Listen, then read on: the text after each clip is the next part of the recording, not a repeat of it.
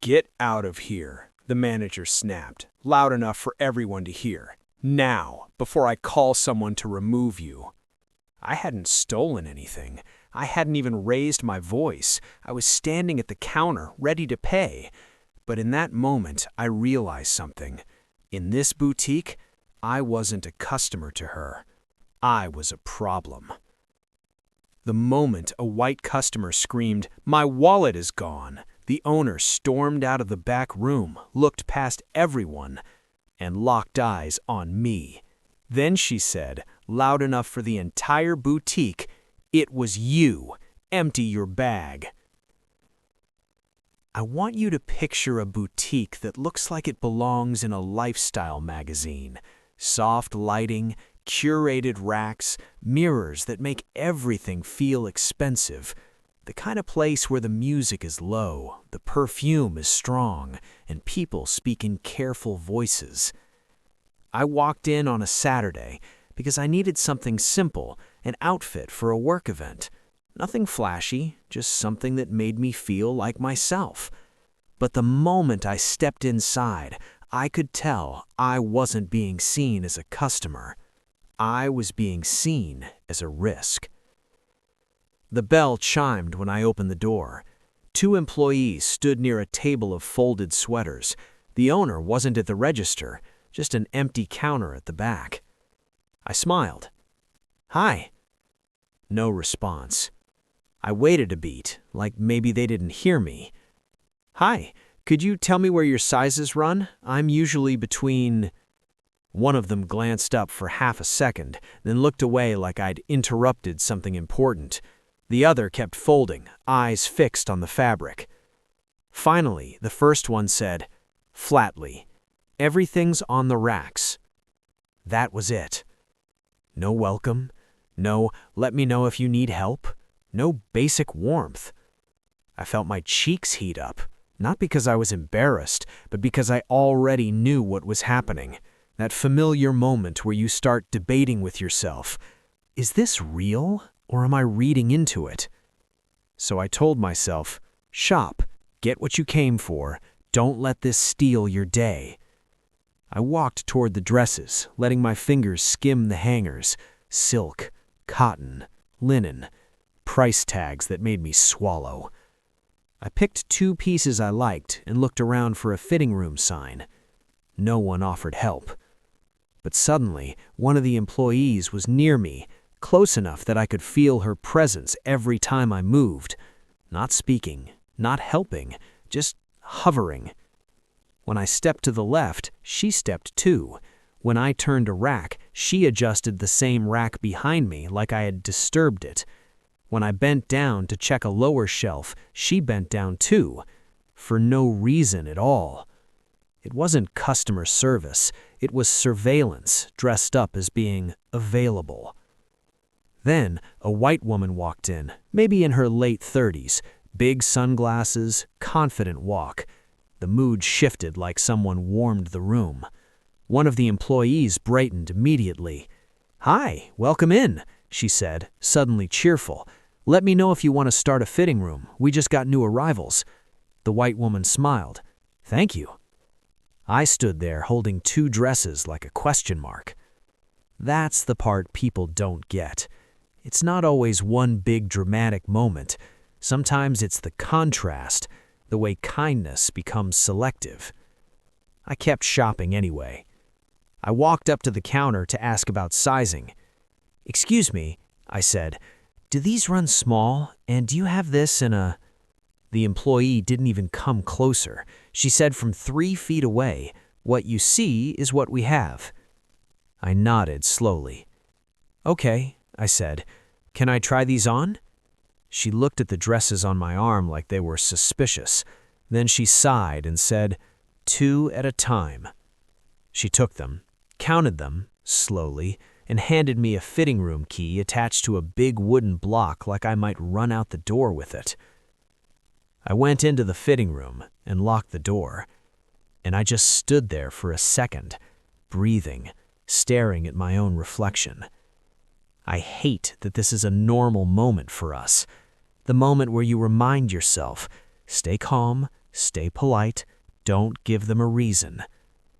I tried the first dress, too tight at the shoulders. The second one looked perfect. Simple, elegant, work appropriate. I decided, I'm buying this one. I folded the other neatly, placed it back on the hanger the way stores like this prefer, and walked out. As I stepped out of the fitting room, I noticed the white woman near the accessories table.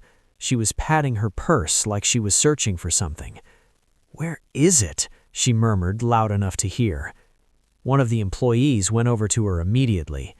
"Are you okay?" The white woman frowned. "My wallet was in here. I had it a second ago." My stomach tightened. Not because I did anything, because I knew what was about to happen. The boutique changed instantly. The music still played, but the air went shop. The white woman's voice rose. "I had cash in there, my cards, everything." The employee started looking around the table, under the display, behind a rack, like wallets teleport. Another employee walked toward the back, saying, "I'll get the owner." And that's when I realized something important. They were about to turn a missing object into a story, and I already knew what role they were going to assign me. The owner came out of the back room fast, like she'd been waiting for drama to justify her authority. Sharp blazer, perfect hair, eyes scanning like a spotlight. "What happened?" she demanded. The white woman said, "My wallet is gone. I think someone took it." The owner's eyes moved across the room, over the staff, over the racks, over the door, and then landed on me. I was standing quietly near the register, holding one dress on a hanger and my phone in my hand. She pointed at me like it was obvious. "You were the one," she said. Blinked. "Excuse me?" She stepped closer, voice firm, loud, certain. "You were the only one back there near her. Empty your bag." My mouth dried. I looked around, waiting for someone, anyone, to say, "Hold on, that's not fair." But the employees didn't correct her. They just watched. The white woman stared at me like she'd already decided. And suddenly, I wasn't a customer anymore. I was a suspect. I set the dress on the counter, very gently, like I was trying not to shake the room. "I didn't take anything," I said. My voice was calm, but my heart was pounding. The owner's eyes uprose. "If you didn't take it, then you won't mind showing us." That sentence, "if you didn't, you won't mind," is one of the oldest traps in America, because it makes your dignity sound like optional. It makes your privacy sound like a privilege you have to earn. I said, "I do mind." Her eyebrows lifted like I'd insulted her. "What?" I said, "I do mind.